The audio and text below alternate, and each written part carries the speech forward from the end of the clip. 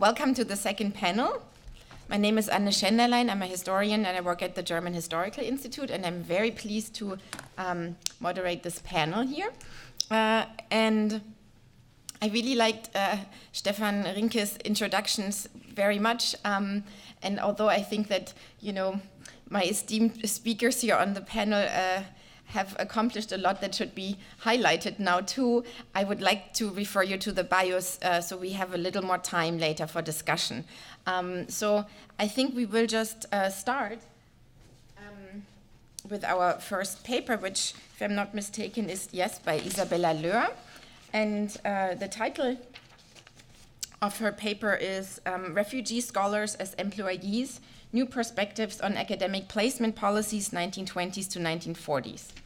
And Isabella is a historian who's working at the Leibniz Institute for the History and Culture of Eastern Europe in Leipzig. Okay.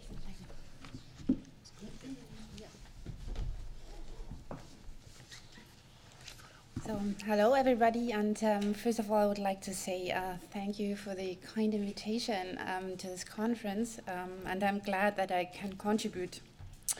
So when I began my research on the history of the refugee scholars, two features of the rich literature on that history leaped out to me. First, this was the way historians address the forced migration of scholars.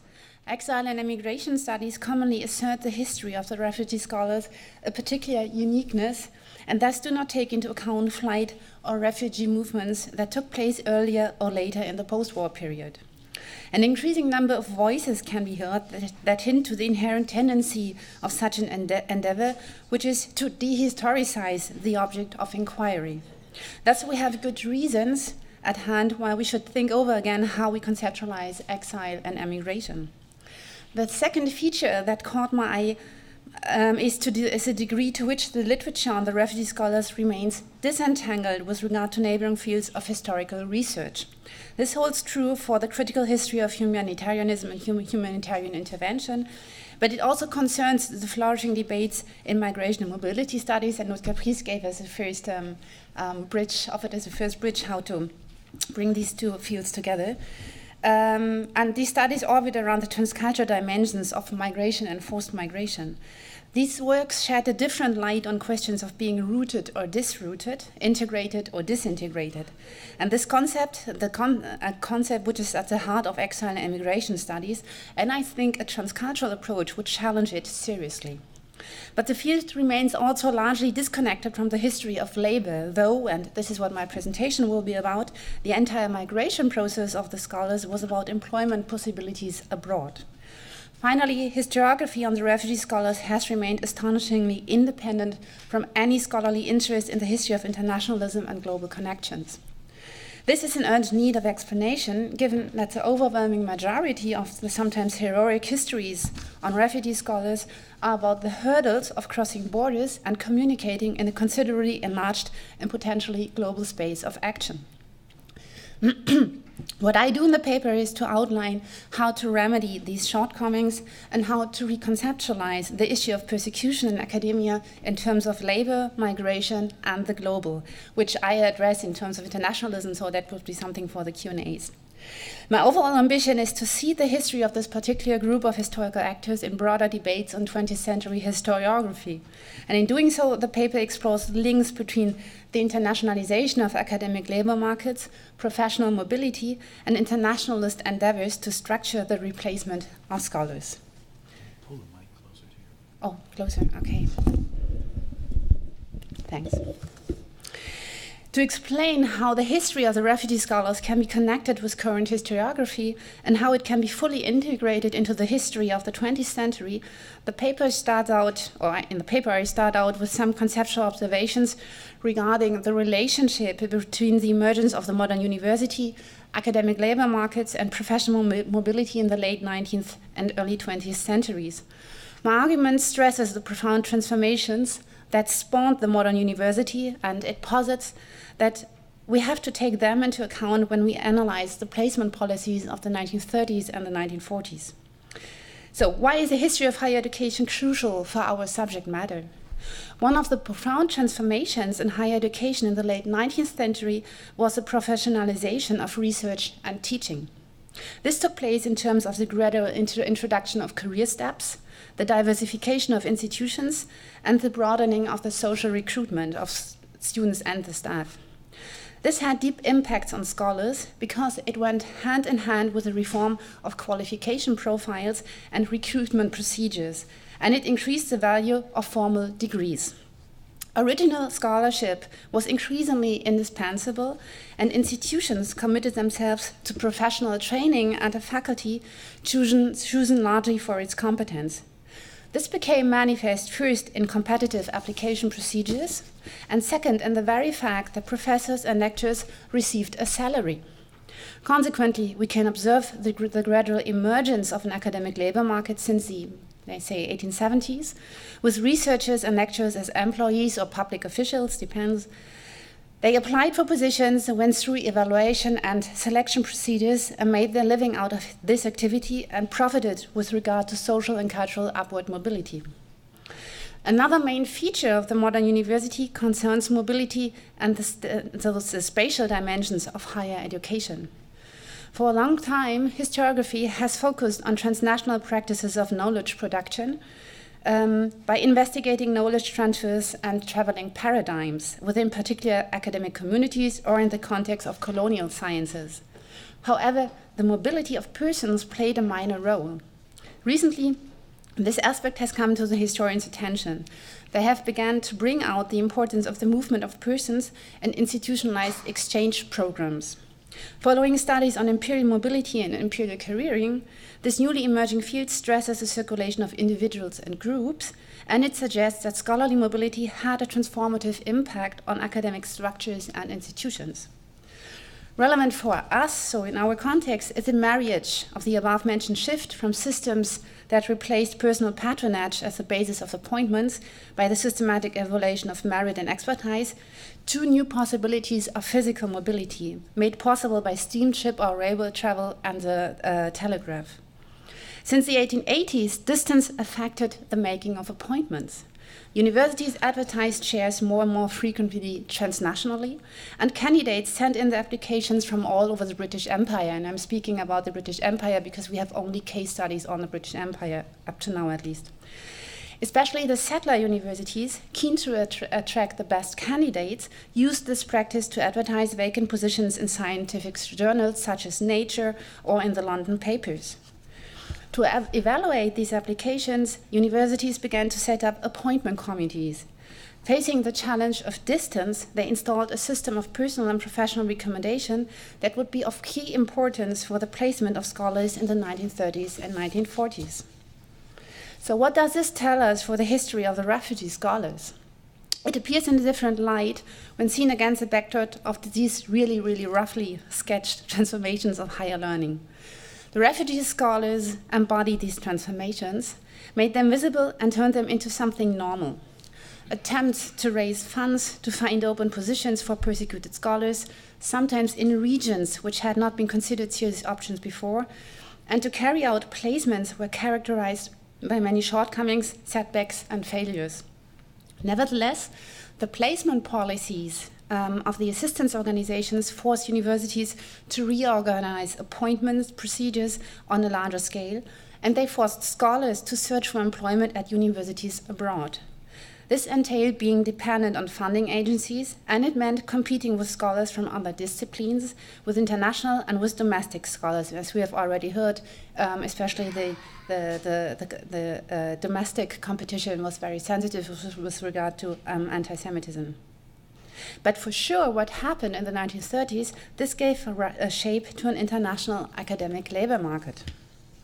So what I skip now is a passage about the Academic Assistance Council and the Society for the Protection of Science and Learning, because I think most of you know these organizations, and we will hear a lot of them about them later on.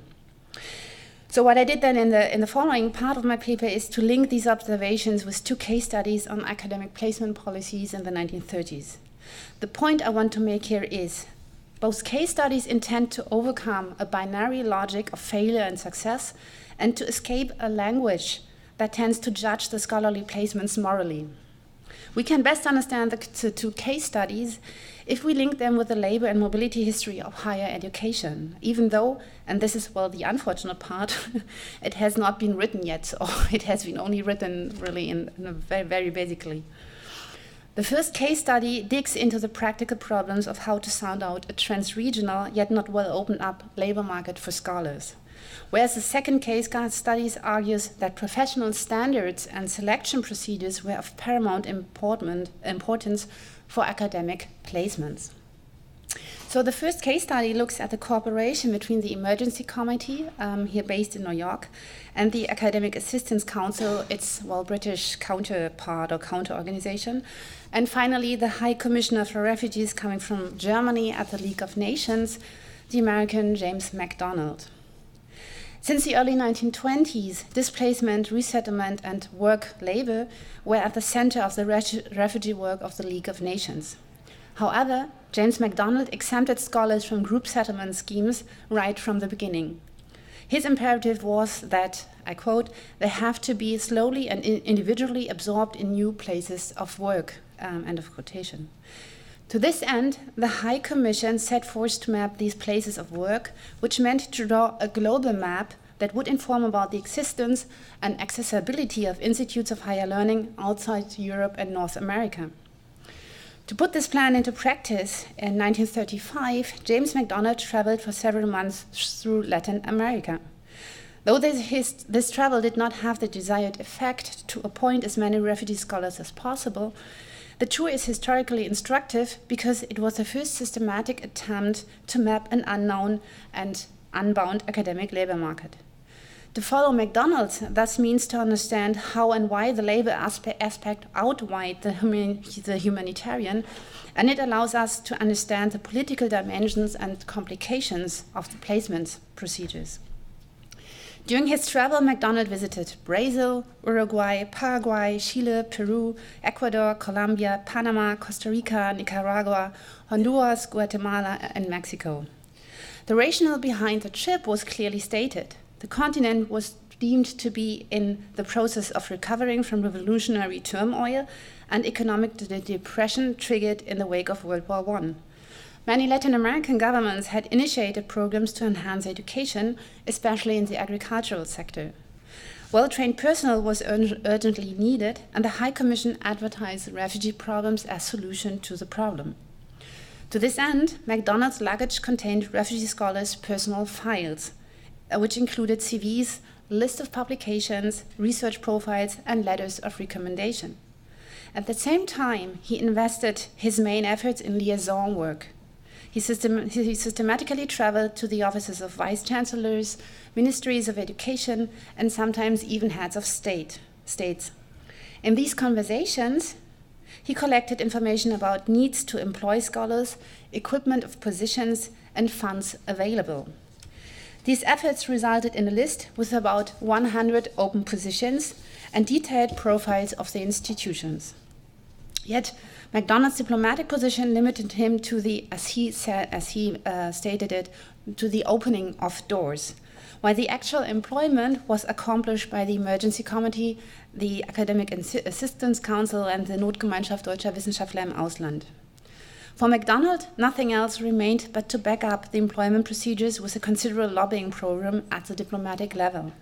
This included positive press for the refugee scholars in the Latin American press, correspondence with appointment committees of institutes of higher education, ongoing liaison activities with government officials, and diplomatic relations with representatives of Latin American countries in Geneva, Washington, or some European capitals. And indeed, finalizing these appointments was a different matter and faced several obstacles, including the availability of funds and political consent. But the two organizations, the Emergency Committee and the Academic Assistance Council, encountered strong opposition from an unexpected side. Repeatedly, the refugee scholars opposed placements at Latin American universities, and at this point, different concepts of professional academic work, of what professional academic work means, clashed and seemed difficult to reconcile. And interestingly, it was the size of salary that made the refugee scholars refuse open positions, and I think Daniela also mentioned this in her paper. In this situation, the assistance agencies remained helpless and did not know other than to point out that living expenses in Latin America and Europe differed, that the salary would suffice, and that the idea of a full-time professorship was a very European model that did not match with everyday reality in Latin American countries. Important for us is that research as paid labor and the translation of scholarly competence into performance-related pay had imbued the scholars to a degree that it overshadowed their precarious situation. So to come to my second case study, this one delves into the issue of educational mobility. It is about the joint attempt of the Academic Assistance Council and the Emergency Committee, also in 1935, to convince the Carnegie Corporation of New York to provide junior fellowships for refugee scholars. The fellowships should be allocated to the corporation's British Commonwealth Trust, a special program intended to spend about 7% of the corporation's income for projects in the British colonies or later on in the Commonwealth countries. However, briefly after the corporation's president, Frederick Keppel, confirmed his open-mindedness, communication became complicated. The conflict revolved around a list the Academic Assistance Council had compiled with names of scholars. The list triggered a quarrel about the sovereignty of competence, and this also matches with what Jeremy Edelman yesterday called the sovereignty of the institutions, and the financial risks of employment. Well, to tell this episode from its end, this particular cooperation effort failed. Nevertheless, it is of interest to us because it makes visible the extent to which the historical actors' privilege established selection procedures over humanitarian concerns and tried to disconnect the appointment of scholars from humanitarian issues. So the main issue at stake was a question how to define academic or scholarly competence and how to determine who should be entitled to assess applications and to decide about the purpose of such employment for the universities. The Academic Assistance Council applied its standard evaluation procedure. It compiled a first list of candidates chosen from its registry, and then the list went through a complex evaluation procedure that included reviewers from the respective disciplines and its cooperation partners on the European continent. So, and I've outlined this procedure in detail in the paper.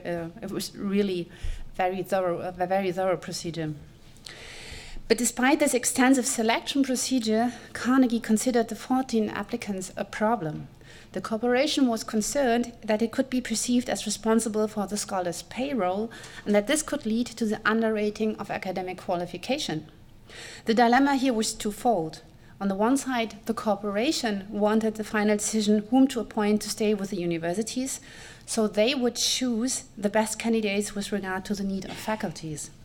Therefore, the corporation informed the imperial universities that it would support guest professorships if the universities applied for the funding. On the other side, this procedure brought about effects that troubled the corporation even more because the universities signaled that they would accept the refugee scholars without extensive evaluation procedures if the corporation provided the money. In this situation, the corporation set up a budgetary hurdle in the form of a commitment that the universities would provide a permanent position after the expiration of the grant. Thus, to maintain qualification and high standards, continued employment became a prerequisite. In the end, the Carnegie Corporation granted the scholarships, but it did so on its own, organizing the selection process of scholars in universities independently from issues of rescue. Falling back up on its educational networks, which it had established up since about 3 decades, Kepler, so the president, rushed forward by negotiating immediately with vice-chancellors of universities in Australia and Canada. In this manner, he succeeded in making appointments for 20 scholars for an initial 2-year period with a total commitment of $110,000. Yet the corporation departed from its budgetary hurdle. Universities could employ the scholars after the expiration of the grant, but they were not required to do so. So let me conclude. If we place long-distance relationships in the academic field at the center and connect academic mobility with the idiosyncrasies of the academic labor market since the late 19th century, the patterns and mechanics of forced migration of scholars in the interwar period appear in a different light, less ad hoc, less moral, and following a particular set of transnational rules. The history of the refugee scholars offers a unique opportunity to broaden our perspective beyond institutional histories of higher education, and this is the point where I would suggest to discuss the term institution, what it actually includes or what it excludes. So approaching the issue from the mobile individual or mobile groups and their supporters enables us to address one of the core issues of global history, the complex relationship between local settings, individual or collective agency, and global processes.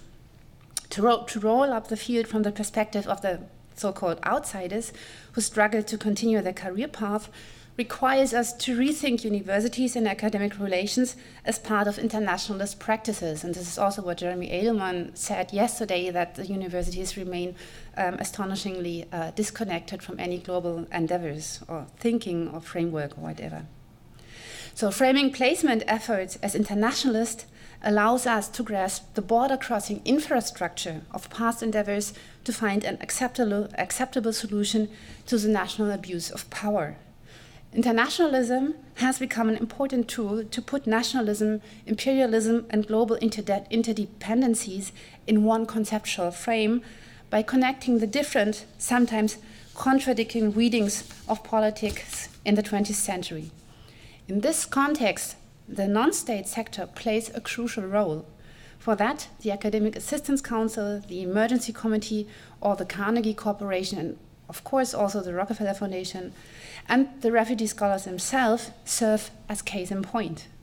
A close glance at their scope of action decentralizes the role of academies and universities and contours a transnational educational field that developed outside state-governed institutions of higher education.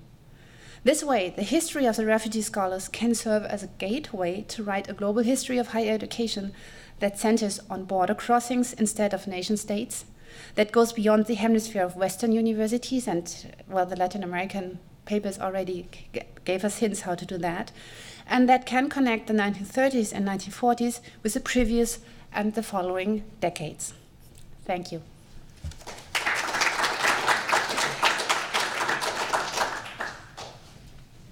Thank you very much, Isabella. Do we have any pressing questions that people would like to ask right now? Yes. We can do this really briefly and only related to this particular paper, please.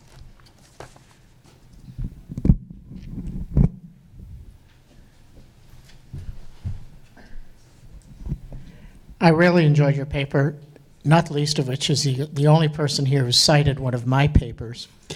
But I have to draw your attention to an article I've written on Canadian universities and the academic refugee crisis, because I'm not sure that I agree with you about what you said about the Carnegie program. I know. Canadian universities did pick the candidates, but not all of their picks were agreed to by the Carnegie Corporation. And so there's a bit of a difference here of how things were done. And the influence of the Academic Assistance Council in helping Canadian universities in making those selections was extremely important.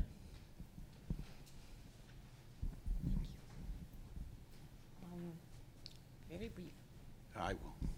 Thank you. I think you mentioned that you thought that institutional needs, when they take over humanitarian concerns, override humanitarian concerns, it's a less moral. Where do we come here to be able to say, well, this is moral, this is more moral? Are we getting into this binary of 4 legs bad, 2 legs good?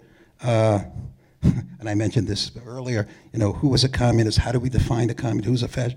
So would you then say that sort of introduces something which is not reliably tuned to like statistical research, this idea of what's less moral and what's not moral in terms of this your comment? Thank you. Yeah. Well, thanks for the questions. Well, with regard to the Canadian universities, I think this should be, this is a very good subject for the coffee break. And with regard to the other question, I think what there's really one problem within the literature on the refugee scholars is that the historiography itself tends to moralize. And as a professional historian, our task is not to moralize, but to analyze and to understand. And this is what I mean. I'm really grasping for a way to escape, not to escape. Well, now I'm escaping myself. To come to terms with this phenomenon, really in a historiographical and methodological firm way. And this entails for me an analysis beyond a moral framing. Thank you. I also would like to mention that lunch will be at 12:45, so we pushed it back 15 minutes, so we have a little more time. And also, if you have not seen the bios, they are attached to this program that you can find somewhere on the table over there. At least there should be a conference program. All right, so thank you very much, Isabella. And now we're moving on to our next paper, which is by Elisa Klüger, who's a sociologist, and she's at the Brazilian Center of Analysis and Planning. Is that in Sao Paulo too? Mm-hmm. And her paper is entitled Opportunities and Obstacles Met by Brazilian Intellectuals Exiled in Chile, 1964 to 1973. Good morning. I would first like to thank the organization of the event for giving me the opportunity to present my ongoing postdoctoral research and to dialogue with scholars working on very close topics. During my PhD, while studying the international circulation of the Brazilian economists and the effect of the circulation over their intellectual influence, I came across evidence that the years in Chile, of exile in Chile, were fundamental to the constitution of the heterodox/leftist pole of the field of economists in Brazil. To give you an idea, I was working with 250 biographies, and 75 of them have been in Chile at a certain point. And it was concentrating a big number of Brazilians from a huge country in a relatively small Santiago. Those intellectuals from all over Brazil established ties, got to know foreign intellectuals, came across new ideas, repertoires, theories, and helped develop new theories, integrated their previous knowledge with ideas they met abroad. The perceived importance of this peripheral circulation to the constitution of the field of intellectuals during the democratization led me to propose a postdoctoral research specifically on the exile in Chile, which I have started a few months ago in SEBRAP, which is an institution, as Aldeman said yesterday, was created by the Ford Foundation support to people that were not welcome in the Brazilian universities anymore, and with the support of the FAPESP Foundation, which is the research foundation from the São Paulo state. Since it's a research that has just started, most of the information I'm presenting today is based on literature review, on biographical narratives, and on a few interviews with exiled economists that I collected for my PhD thesis. Well, my postdoctoral research aims to address the following points. But since this event focuses on the rescue of scholars, I'll try to concentrate on point 4, which is precisely on the social and professional insertion of the exiled, which was influenced by the specificities of the Chilean context. I will additionally use data concerning their social characteristics, since one of my main arguments is that the opportunities and obstacles faced by the Brazilian intellectuals exiled in Chile between 64 and 73 varied according to their social profile and the resources they accumulated previously to their international circulation. The chosen case allows to observe the effects of the changing morphological profile and trajectories of the exiles over their chances of insertion, since there are two very different groups that arrived in Chile in different moments and had similar patterns of insertion. Since presenting this paper abroad, I guess it would be a good idea to do a little flashback on the context of the case, in case someone is not entirely familiar with the story. There were two waves of Brazilian intellectuals that reached Chile. The first one left Brazil just after the military coup in April '64 and arrived in Santiago by the time Eduardo Frei Montalva was elected president of Chile. Chile was definitely not the only place that received Brazilians. Brazilian intellectuals went to Uruguay, to Mexico, to France, to the US. But Chile was one of the most receptive countries and the first option of destination for many Brazilians for reasons I'll try to explain soon. As Adamant said yesterday, it is probably the most iconic case of refugee scholars arriving in a country in Latin America. The second wave starts in December '68 after the announcement of the AE5, which was an institutional act that annihilated human rights in case of suspicion of political activities against the country, and was the beginning of the most violent period of the dictatorship in Brazil. By the end of the 70s, Allende gets elected in Chile, and almost 3 years later, both Brazilian and Chilean leftist intellectuals were forced to exile after the Chilean military coup of '73. Now, trying to answer why Chile was the capital of the Brazilian intellectual exiled until '73 is essential in order to outline not only the specificity of the case, but also to discuss how certain aspects of the context impact on the opportunities and obstacles met by the exiled. First, there were in Chile several international organizations, notably UN Economic Commission for Latin America, ECLA, Food and Agriculture Organization, FAO, and International Labor Organization, and also research centers and graduate schools exclusively dedicated to the study of Latin American region, as the Latin American Faculty of Social Sciences and the Latin American School of Economics, which were just created and offer jobs and scholarships to exiled intellectuals. There is a point that I have not discussed at the text, but reading the other papers for the conference, I have realized that the very recent institutionalization of the social science in Latin America was a factor that favored the exiled intellectuals, since many of them were highly qualified scholars and there was a demand for trained professionals. They did not exactly took positions from Chilean professors, since the positions were opening and there were not enough qualified professionals. Moreover, since these post-graduations and international organizations counted on professionals from the whole subcontinent, Brazilian exiled occupied positions that were meant to be filled by scholars and students from all over the region, not necessarily Chileans.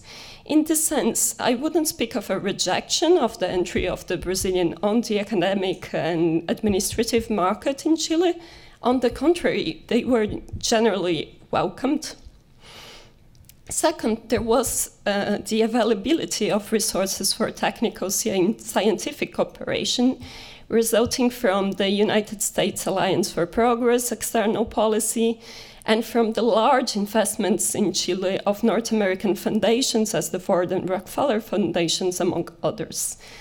The geopolitical context of the Brazilian exile is that of an oscillation of the North and American policy for the region between two streams. On one hand, the soft power of the alliance and the foundations that financed and promoted cultural and technical scientific cooperation, aiming to foster stability and development as a path to protect democracies against the seductions of communism. And on the other hand, they had the hard power policy politics resulting from the use of force and involvement in planning and execution of military coups when the governments of the continent menaced to leave the capitalist bloc of countries led by the US. The soft power policies were beneficial to the exiled since there was money for research projects in which they engaged themselves and scholarships from which they could benefit being outside their countries. For now, I don't have enough data to know how many of them were directly funded by the American money, but I hope to have more clues on these after spending time at the Ford Foundation archive, which I would do soon, review the US aid investments, and continue my interviews, since I ask for each interview where the money they received while in Chile came from. Third, the political rise of the Chilean left, with the government of the Christian Democrat Frei Montalva and of the socialist Salvador Allende, operated as an element of attraction of leftist intellectuals from several nationalities, among which the exiled from the dictatorship installed in many countries of Latin America. While Montalva was a reformist orientated towards a third way between laissez-faire capitalism and the socialist principles, Allende advocated for a gradual transition for a socialist organization in a democratic arrangement and cultivated an anti-imperialist discourse endorsing radical economic transformations, including changes in regime of property.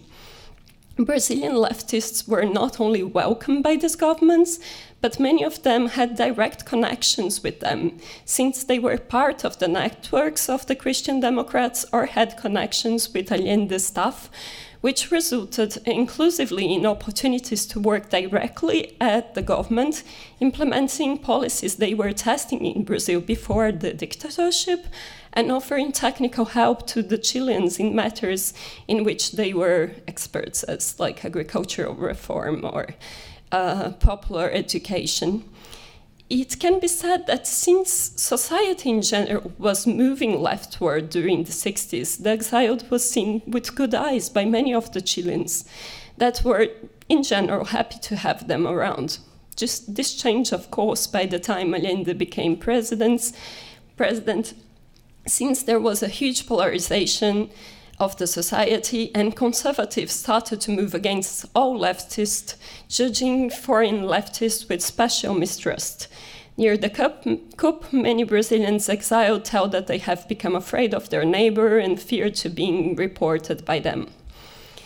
Fourth, the coexistence, combination, and conflict in Chilean space of intellectuals at the time of world visions coming from multiple socialist and communist affiliation, Guevarists, Maoists, Trotskyists, etc., from the Christian humanism, from perspectives oriented towards the study of peripheral condition and the specific paths of peripheral countries to a socioeconomic development, discussed mainly by the ACLA and the dependence theorists, mathematized streams of social science, influences from the Chicago School of Economics, among others, created a complex and diversified scenario.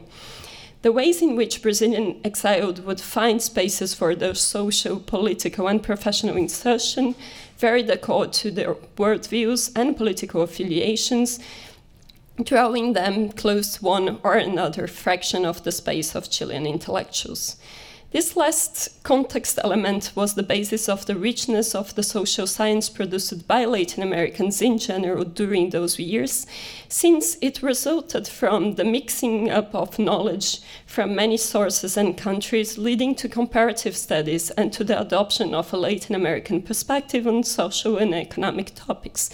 For instance, we would say that Brazilians always thought that Brazil was very different from the other countries of the region, and arriving in Chile, those social scientists discovered that they had many common patterns and they could do comparative studies, like theory of dependency is precisely the result of putting up together those scholars and recognizing that they had much more in common than they thought.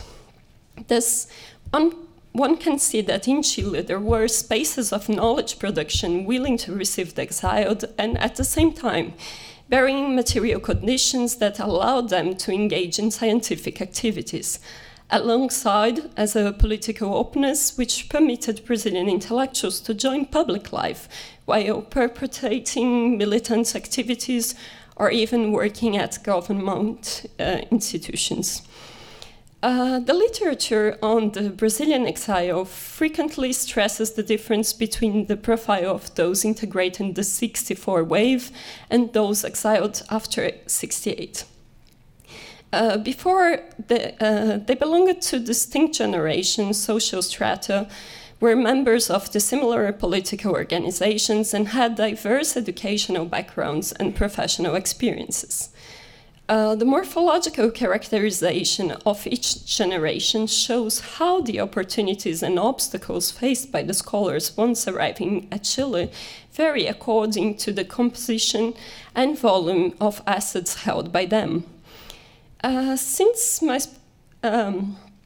postdoctoral research just got the funding to start, the material here is presented as preliminary and will be subject to revision during the process of the research. But for now, the information already analyzed allows me to present each wave in its most distinguishing features in terms of social origin, regional provenance, sex, age, educational level, and work experience, and to present a few paradigmatic cases in order to illustrate how the provision of assets of individuals and social connections have influence over the possibilities of integration in the new social context. Most of those belonging to the first generation of exile in Chile were born in the 30s and came from Rio de Janeiro, Minas Gerais, Rio Grande do Sul, or from the northeast part of the country, which is where the oldest elite in Brazil would be. Those states were where the high political ranks would be at the first half of the 20th century. There are very few women and at the first wave, and most of them went into exile following their husbands. In terms of political affiliation, there is predominance of leftists connected with the Brazilian Communist Party and the Democratic Christians. But not all of the intellectuals that left Brazil at that time had strong political connections.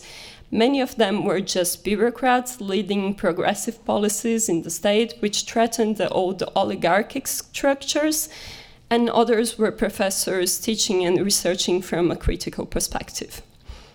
Alongside the members of the state bureaucracy and the intellectuals engaged in the social reform programs were political personalities and liberal professionals, including several scholars.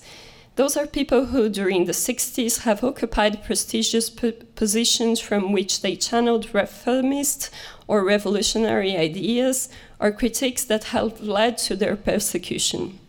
Several of them came from wealthy families, profoundly inserted in the Brazilian society and international politics. Once they reached Santiago, they managed to mobilize their professional notoriety, large cultural capital, ties teached among the elite and cosmopolitan capital, including the domain of foreign languages, to reach positions of prestige and power in the academic field and elsewhere. I have chosen an exemplary trajectory of the first wave belonging to the well-known sociologist and ex-president of Brazil, Fernando Henrique Cardoso, which was born in 1931 in Rio de Janeiro, studied at a prestigious elite school in São Paulo. He came from a high-rank military family who engaged itself in politics since the end of the empire in 1889. Cardoso was a researcher and taught at the Faculty of Philosophy and Social Science and Letters and at the Faculty of Economics. He had a short stay in France and took part of a seminar conducted by him and colleagues from the Philosophy Faculty on Karl Marx's Capital, and also participated in the political life of the university. At Chile, Cardoso was immediately received by a NUSP colleague that invited him to work at the CEPAL, at the ECLA, and the Latin America and Caribbean Institution for Social Planification, and to give classes at the Flaxo. In Chile, he developed with Enzo Faleto the first version of the theory of dependency, which is probably the best well-known intellectual production resulting from the exile. He moved to France in 1967, then went back to Brazil because there was a position opening at the faculty, but then 1968 came, he was expelled again, but instead of moving outside the country, he and other colleagues expelled from the university decided to create SEBRAP with the Ford Foundation help and try to remain at the country. So, endowed with multiple and adaptable capitals and with relevant social connections, men like Cardoso had easy access to jobs at the academy, international organizations, government, newspapers, among other places.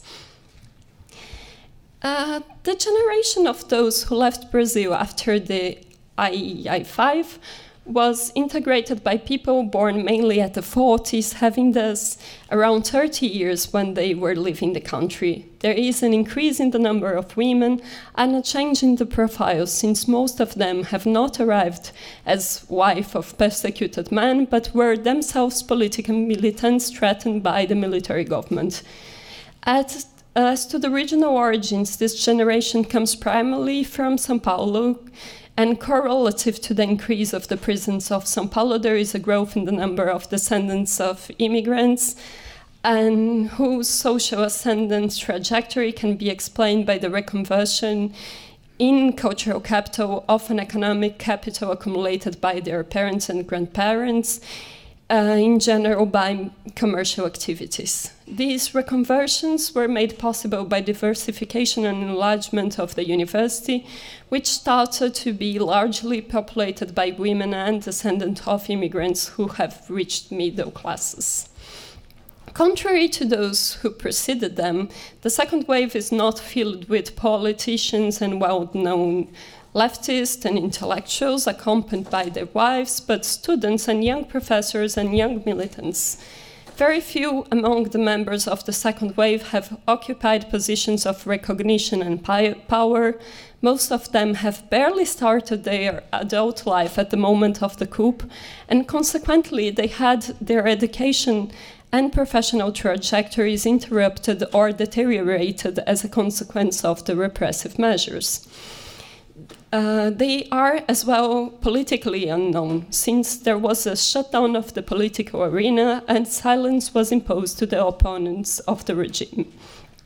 Their claims for social transformation were thus anonymous and perpetrated by a myriad of clandestine groups who concentrated their activities at underground, part of them adopting guerrilla tactics and armed action to accelerate the implementation of communism in Brazil.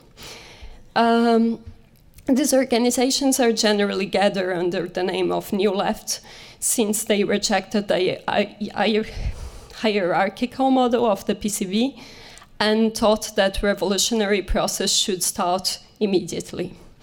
The exemplary trajectories of the second wave belong to the Sader brothers, Eder and Emir, born both in the 40s. They were born in São Paulo and sons of a Lebanese that worked as a peddler at the state of São Paulo and later opened a clothing shop with his wife.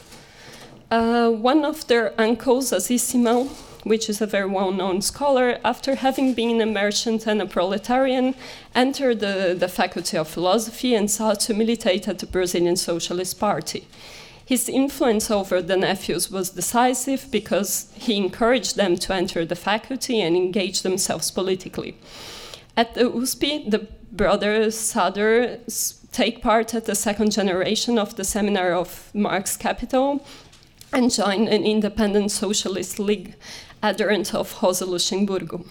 At the following years, they helped create the Worker Policy, which was an organization critic of the PCB and of the Stalinist. Before the IE5, Eder Sader was in charge of courses at the sociology department, while Emir was preparing his PhD. Because of the hardening of the repression, both sought refugee in Chile. There, Emir joined the CESO, which was directed by a colleague from the PALOP, Teotonio dos Santos, also a very well-known scholar, Another obtained a position as professor at the Catholic University with help from the father of a colleague from the university that held an important position at the Catholic. By the end of the 60s, the Brazilian community in Chile has established space of sociability of its own. It possesses its own press, its studies groups, and several institutions oriented to the reception of the newcomers. However, the second generation faces more obstacles to place itself at the new country as a result not only of the growing volume of the exiled, but also because of the lower social origin of the newcomers, which resulted in a less cosmopolitan background and coincided with smaller accumulation of capitals, professional capitals, resulting from a recent acquisition of their diplomas and interruption of their undergraduate studies.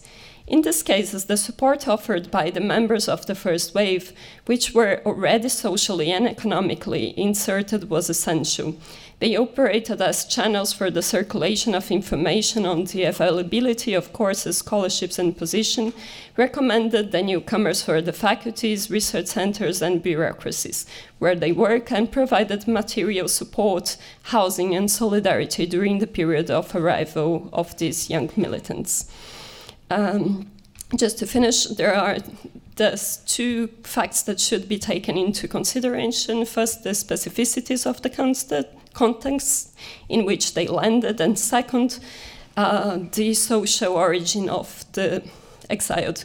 Of course, it's easier to take into your institutions people that have a very high background and have professional credentials, but it was also very important for the development of social science in Latin America to take on the youngest and not well-trained social scientists. And this can be, in politically speaking, a lesson in which terms we should think about how we have to take exiled into our institutions. Thank you.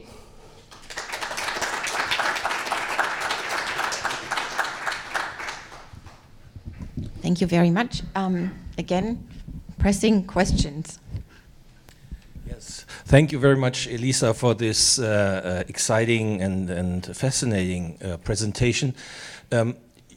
From what you presented to us, I get the notion that you are still very much within the Brazilian context. You talk a lot about, the Brazilian chain migration and so on. And I wonder about the Chileans. What role did they play in that? That seems to me still a little, not very clear. But, talking about these, the Chilean context, of course, we see that there was not just a government, Fray Montalva or Salvador Allende, but also a very strong leftist movement, an academic movement. There were people there who had their own multiple migratory background. Just think of Ariel Dorfman, who is, of course, a very known figure here, who had been first exiled joining his communist father here to New York. Then they would have to leave to Chile, and then for a fourth time they would have to go back to the United States again, where he's now, I think, at Duke University. But people like Dorfman and others also, of course, shaped a spirit of academic life, especially at the Universidad de Chile, USACH, and others, which were very open for these kind of scholars. And I wonder, in how far, as Isabella has just reminded to us, there's also a prehistory of networks here that I haven't heard so far. And I would be interested in how far you integrate that into your research. A quick response, please. Well, I guess you're absolutely right. I haven't started the part of the research concerning Chile. I'm going to spend a few months there in probably next year. But also, I do agree that they had a partnership inside the institutions with Chilean researchers. They were very welcomed. There are people that were engaged in the Brazilian helping institutions to receive the newcomers that were from Chilean and people with immigrant backgrounds. They are sometimes mentioned in the interviews, as we had very good relationship with the Chilean researchers and also the Chilean community in general. Many Brazilians took part in the militant movements, in the MIR, for instance, and they were politically active. This is very different from cases like the US, where you are an immigrant in a context of like non-welcome communist and socialist background, and they were like more or less silent because they were already not really welcomed. And in Chile, the Brazilians could live their lives and be politically active as much as they wanted. So it's a very particular context of an immigration of leftists. Okay, thank you very much. I know there are more questions, but please keep them in mind until after the next presentation, which will be by Marion Röwekamp, who, as I read in the bio, has also been affiliated with the Colegio de Mexico, but she's now at the Institute for Latin American Studies at the Free University of Berlin. And Marion is a lawyer and a historian. And her paper is entitled The Intellectual Exile, New Perspectives on Spanish Republican Scholars in Mexico. The floor is yours. So, thank you very much for inviting me. Actually, it is a little bit like coming home to talk at the Leo Baeck Institute. I had my first year of a PhD here at Columbia University and did a lot of the archival work in the Leo Baeck. So it is a special pleasure for me to be here in this conference today. Thank you very much for the invitation. My PhD work was on the first female lawyers in Germany, so on Jewish exile in the US. My paper will be a bit comparative on the Jewish exile case in the US and in Mexico, and also has some comparative moments to the talk of Daniela Gleiser.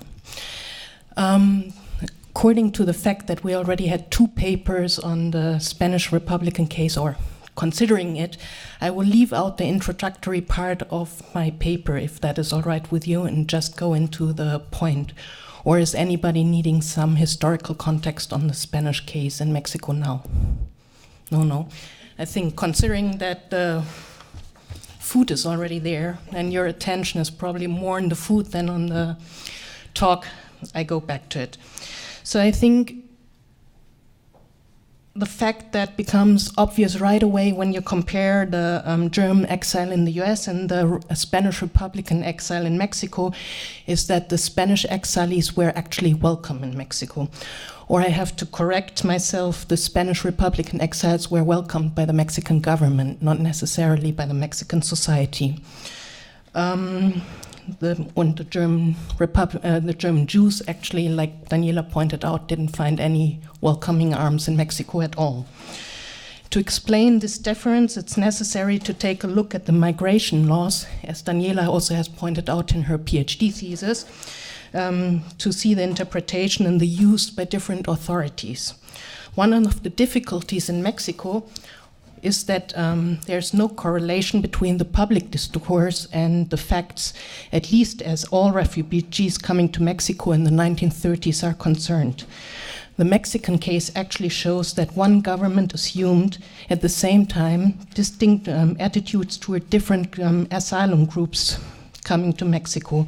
And from this fact, we can draw the conclusion that the possibilities of receiving asylum depend to a large extent on how the group in question was characterized. And of course, that is my main point in this talk, to economical issues.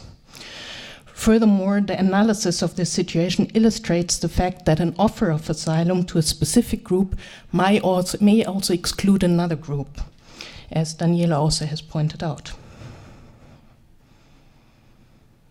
The reasons for this are manifold, but many a lot of it is due to anti-Semitism in both of the countries.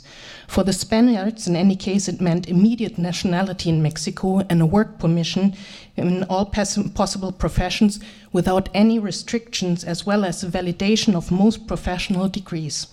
This was different in the US, where many of the German refugees needed to re-educate, had to wait for the naturalization, and met also strong anti-Semitism in society. Another factor which is fundamental importance to exilees is language. Those forced to live in a country with a different language do not integrate as well into the host society and are less likely to ever consider it home than in those given the opportunity of remaining within the realm of their own language.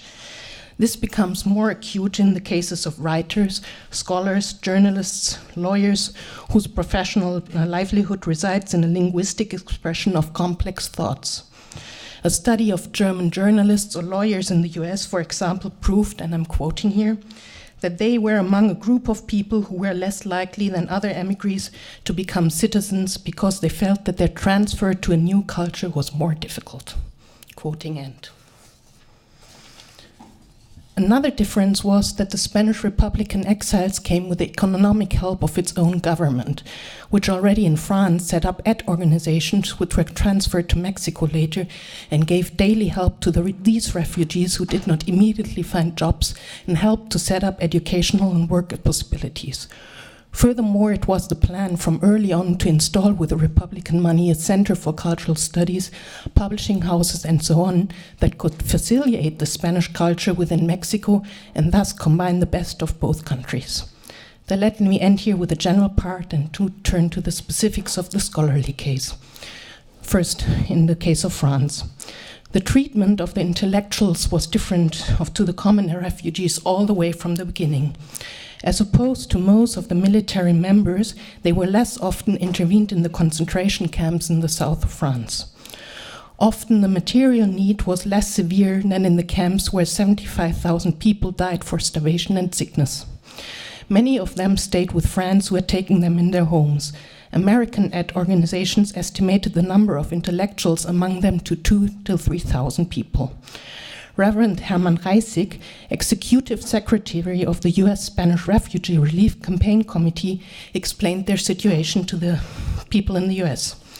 Here was the pathos of the man of learning and culture, separated from each other, uprooted from the soil in which their art and culture flourished, but determined that neither their own intellectual life nor that their national literature, art, and science shall be permitted to disintegrate.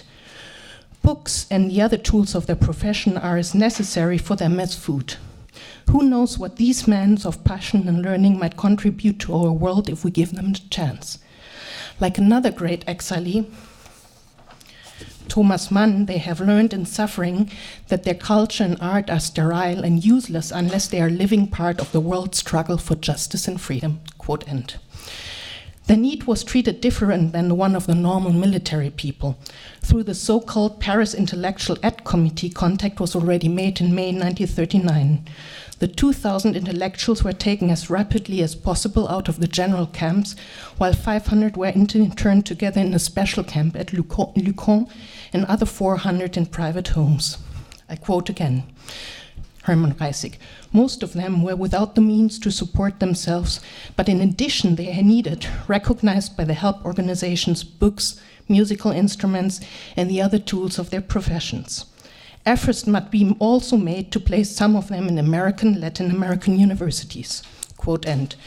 The idea behind this special help was not only to save their lives, but also to make sure that these people would make their contribution to democratic culture. Now we step into Mexico. And in fact, this idea was very much alive in the establishment of the couple of times mentioned already founding of the so-called Casa de España on the foot of the volcano Ajusco in Mexico City. Already in 1938, the Mexican economist and historian Daniel Cosío Villegas announced on behalf of President Cárdenas an invitation to Spanish intellectuals and scientists to come to Mexico so they could carry on with their intellectual pursuits away from the hardships of war. Cosío Villegas and the Republican Undersecretary of Education, Roques, devised this plan. An academic institution, La Casa de España, was to be established by presidential decree to that end. Many of these academics were not contributing to the war effort and in fact represented a financial and logistic burden to the Republican government. Cosío's plan received a warm reception by the Mexican intellectuals such as Alfonso Reyes, Villaseñor, and Genara Estrada. Mexico agreed to pay for the transportation and upkeep of the intellectuals. In return, the scholars were required to teach at Mexican universities and to give special lectures at the course in the La Casa de España. In all, 35 Spanish scholars came to Mexico under the scheme already during the Civil War. The first ones to arrive from New York to Mexico were 14 intellectuals, prominently among them the Catalan poet José Carner, the writer José Benjamín, the painter José Renau, and others. They were followed by the ship Sinaya with other intellectuals who either started to work right away at the Casa de España or at the National University in Mexico City. To the latter I will turn in a moment before I need to finish the case of the Casa de España. In 1940, when it became clear that Franco would not be easily unseated from power, the charter of La Casa España was revised. Renamed El Colegio de México, short Colmex, it was removed from governmental control. Structured teaching staffs of first Spanish, but with the years increasingly also Mexican academics were hired on a permanent basis to provide regular courses and degree programs. Through the ensuing years, El Colmex was able to recruit distinguished intellectuals from Spain, Mexico, and Latin America. It has since become one of the most respected centers of research and higher education in Latin America. Let's turn to the UNAM, the National University. The UNAM actually launched a pro-access crusade in the late 1930s, opposing Mexico's cooperation with their allies and demanded that Hispanidad, to link Mexico with Franco Spain, be substituted for the pan-Americanism in Mexican's foreign policy. Wow. Mario de la Cueva, the university rector who supported such a program, was quoted by the Falange Española de Mexico in an official publication as saying, "The National University of Mexico, proud of its glorious past and conscious of the high mission that it fulfills at the center of culture in this nation, is identified completely with the Spanish nations and opens its door to Hispanidad. Everything that promotes the ideals of our race and the belief in the destiny of our nation will meet with all of the comprehension and the goodwill of which we are capable. But anything that denies or goes against Hispanidad, our doors are permanently and inexorably closed." Quoting end. The rector himself was described as standing for the cultivated and sincere youth of Mexico, which is not contaminated with the virus of Jewishness and the bastardly interests of those who are paid by Yankee imperialism. The UNAM slogan, "For my race shall the spirit speak," which they like to refer to Vasconcelos' authorship, which in itself is problematic enough, might also have more references to right-wing racist propaganda than one likes to think. Still, the Republicans were lucky here as well. They were mostly not Jewish and fit the description of Hispanidad, so in the end also the racist UNAM was happy to include the Spanish elite in their ranks. Though the intellectual inclusion, the Mexican higher education institutions seemed to be rather smooth, there was some protest. In the second half of the 1930s, the radicalization of Cárdenas' politics had produced discontent among the political and the middle-class opposition groups, which added to the unease brought on by the economic crisis in 1929 and a second one in 1937.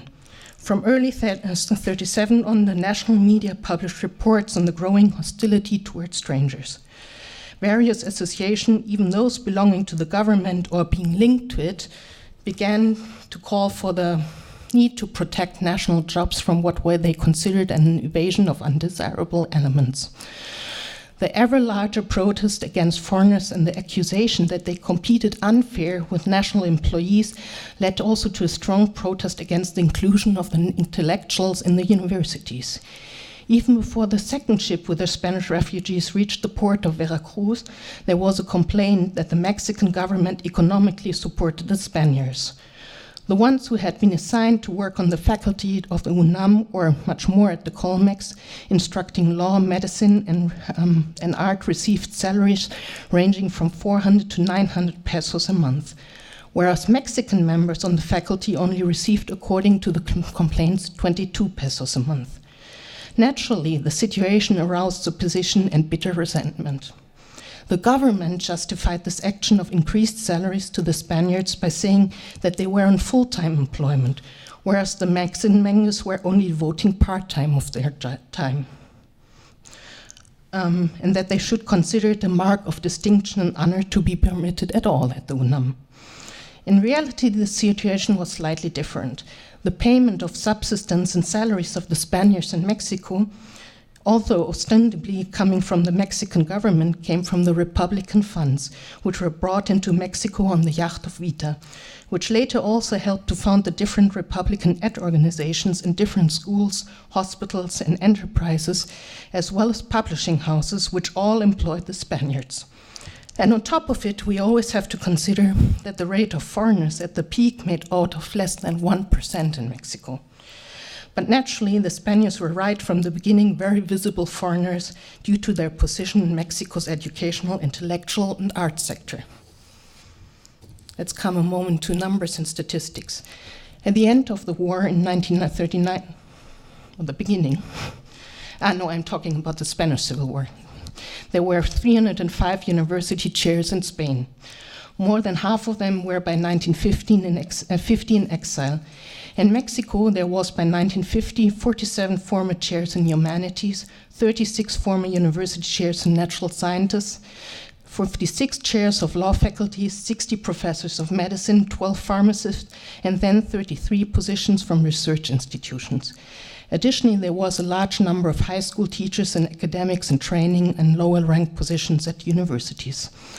According to a member of the Mexican Foreign Ministry doing research on the Spanish exiles, Mauricio Fresco, there is a list of members of the Union of Spanish University Professors in Foreign Lands that was first founded in 1939 in Paris and afterwards re-established in Mexico. His research contains 650 biographical entries of persons considered to be the most important influences in exile in Mexico. 25 of them were women. All of them were included in Mexican universities or research institutions, including all disciplines, but it also includes high school teachers, which is the reason why the number is so high. 225 doctors of medicine worked by the 1950s in different Mexican hospitals and had their own practices. There exists a bibliography of the published work of Spanish intellectuals of the years 36 till 45, which shows impressively the extent of their work only in the first years of their stay. And then let's come to the conclusion and lunch. This raises the picture of a relatively easy exile situation of the Spaniards, as they had it easier to adapt to the Latin American culture than the German refugees to the US culture, because of common language as well as certain shared values. The Republican philosopher José Gaos thus coined the term of transterrados for the refugees, suggesting that the Spanish were just transplanted and were able to continue their lives and work away from Spain without the serious hardship most exiles had to endure. But still, in reality, it is only the notion of a very small group of intellectuals, the ones who were famous enough to get into immediate work at the Colmex, for example, to adjust so fast. Most of them, who did not have chairs at Spanish universities before, also lived in a kind of limbo. Almost all of them dedicated their first works to an attempt to understand their own dilemma historically and philosophically and to adjust economically to the exile situation, often desperate and under threat. Some of them with conditional job offers and in typical exile jobs. Research tends to focus on the successful, not on the unsuccessful cases. Really successful, the Republican exile became in the second generation. Many chairs and positions in the Mexican academic system are still held by the second generation Republicans who went through the Republican high schools and Mexican universities. But still, the Republican intellectuals of the first generation had an easier access into Mexican academic institutions than the German Jews in the US, due to a number of factors. Firstly, the Mexican government welcomed them, partly because they came along with their own economical means and were no financial burden to them for Mexico, partly because they felt ideological bounds to Republicans. But they offered the Spaniards far better conditions than, for example, the German Jewish exiles, who were accepted in Mexico only in very few numbers, but had no economic support to speak of, as they had to leave most of their former assets due to the Reichsfluchtsteuer in Germany, and as Jews were declared unwelcome foreigners by the Mexican migration law. The Republicans, in turn, received immediate citizenship and work permission. As Mexico was an old colony of the Spanish, the refugees were more familiar with the way their new exile destination worked, starting with the language, than the German exiles in Mexico or in the US. Different than the US, the Mexicans also considered the Republican scholars as superior to their own scholars, and thus a strong asset to their cultural academic system. And furthermore, the educational system in both countries was not so different. So the Mexicans gave credit to the Spanish university degrees, which was not always the case in the US. All this made the case of the Spanish intellectuals at the Mexican universities a relatively easy one. But again, I have to mention that research has so far focused only on the successful exiles, so the number of scholars who haven't made it might exist in larger numbers than the Republican, Mexican, and Spanish researchers who have overwhelmingly dedicated the research of the exile situation might like to admit. Because after all, the story of the successful intellectual identity built the backbone of their own exile identity and still does not allow for bigger adjustments, as even the fourth generation of Spanish exiles still defines themselves in this way. Thank you very much.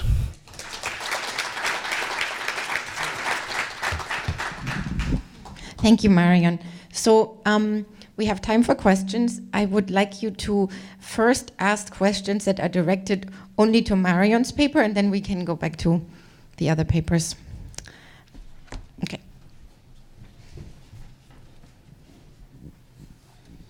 To the last speaker, if you know.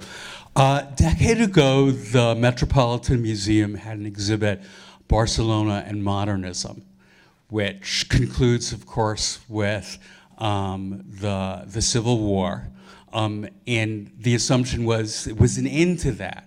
But a number of those people came to the United States, which sort of like I found a bit flabbergasting.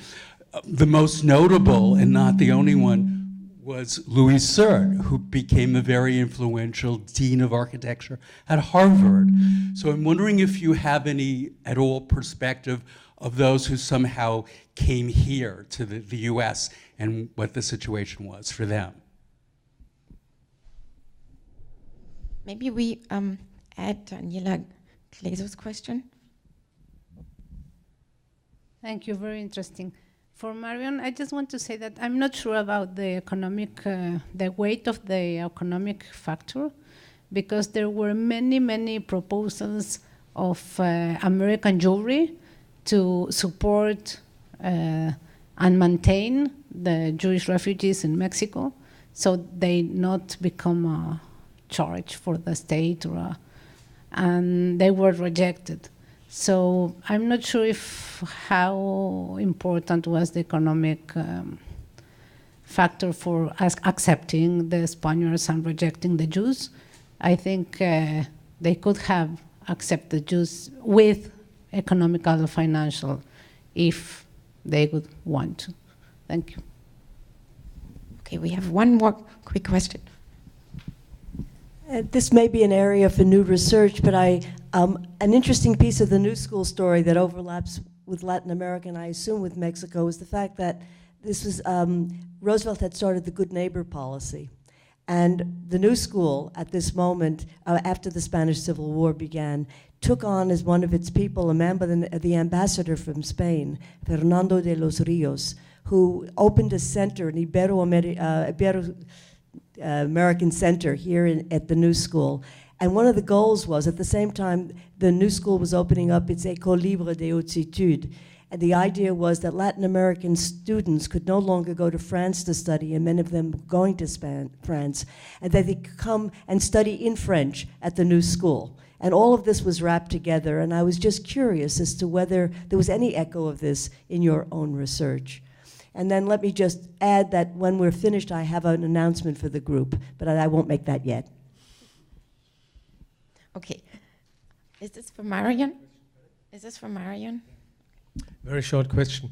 What do you know about the tensions and competition between UNAM and Colmex during the end of the 1930s concerning the reception of refugees?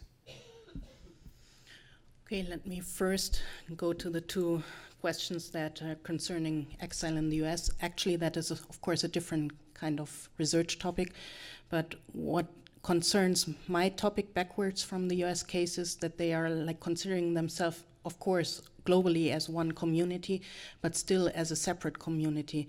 And that when American Spaniards also being in exile, right on the Republican exile, it is often not very well received by the Mexican and Spanish exile writing on the exile situation over there.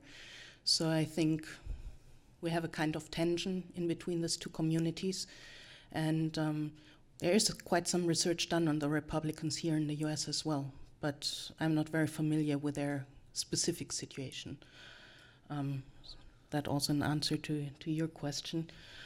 In terms of Daniela, I am totally convinced you're right. I think there are 5 reasons why the Spanish Republican case was successful in Mexico, and the funding was just one part of it.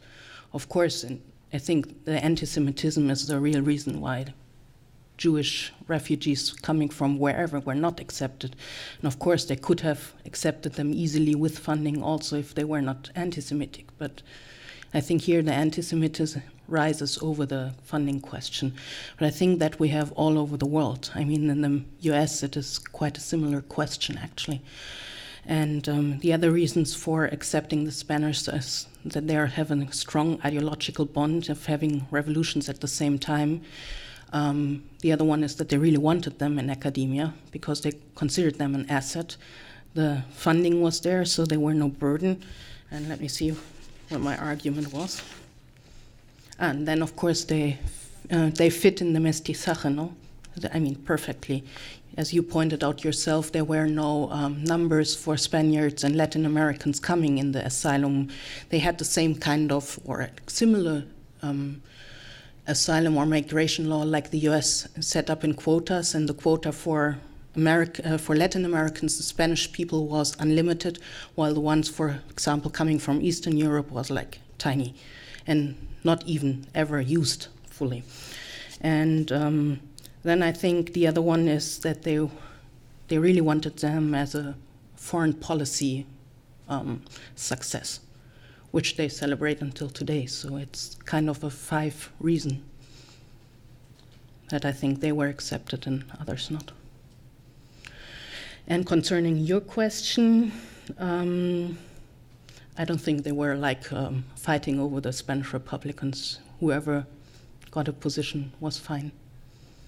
I don't think they had like tensions between that, if that was your question, or did I get you wrong? Did I get you wrong, or was, yeah, okay. Okay, thank you. And now we can open the floor for other questions also to the other panelists, and we have someone here. Brazil, 2 points. Number one, I think their special case, they have cultural capital, design, music, art, everything in the world from the 20s, 30s on was Brazil. So anyone moving out of Brazil has this capital. They can make a buck with design, with or whatever that they'd want to. Not so much the intellectual. Also, second point, there was a Portuguese empire that did exist. Portugal, maybe they're fascist, maybe they put up restrictions, but all you got to do is put pressure. You can get away with anything, you can go anywhere, do anything. from the experience I've had with Portugal. So how did that factor in? Because they do have a different language. They do have a tendency to make your life easier if you're living in a Portuguese environment. Other questions now? Okay. Yeah. Thank you. I have one question for Elisa. Sorry. Yesterday, Jeremy Edelman pointed out that the Ford Foundation and its funding in Chile was quite important for theory development, etc., etc. But my question is, if dependency theory had not been born before, and that Ford Foundation just was a little bit a dip on that, but that the genuine development of dependency theory was completely independent from what Ford Foundation played in this game. Okay. And if I just can please be brief, because we have also another speaker for the lunch, so no, we don't? Okay.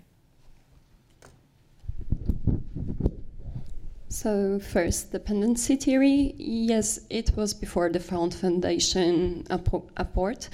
The money they gave was important to continue the developments that have started before. ECLA was much more important to the development of this theory because they put together Celso Furtado, Fernando Henrique Cardoso, and many people that were trying to understand what happened politically with the installment of the dictatorship in Brazil and how it contrary the way they interpret the development that was ongoing during the 50s. And there is more to it because there is not only one stream of the theory of dependency. One was the one taken by Cardoso and Faleto, but also Teotonio dos Santos, Vânia Bambira, Rui Mauro Marini were working with a different stream that was not funded by Ford. They were working in different institutions with different sources of money and support. And I think it was like a general debate that was happening during the time the exiled were in Chile. But it was important to receive the funds to keep this research alive after they all fled from Chile and spread all over the world. And to the case like why the Brazilians went to Chile, if they have all the Portuguese empire, what was their relation to it? There were Brazilian exiled in Portugal and other Portuguese-speaking countries, but Portuguese and Spanish are very similar languages, so if you are a Brazilian living in Chile, you can adapt very easily. You can speak like Portuñol, which is the language we developed to be understood in Spanish, but even if we don't speak properly the language.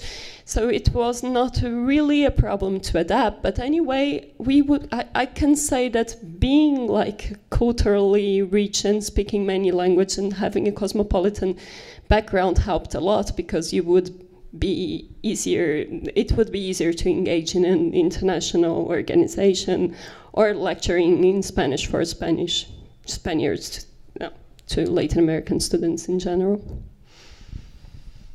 Okay, that's wonderful. Before Simone says something else, I just want to give a round of applause to our speakers.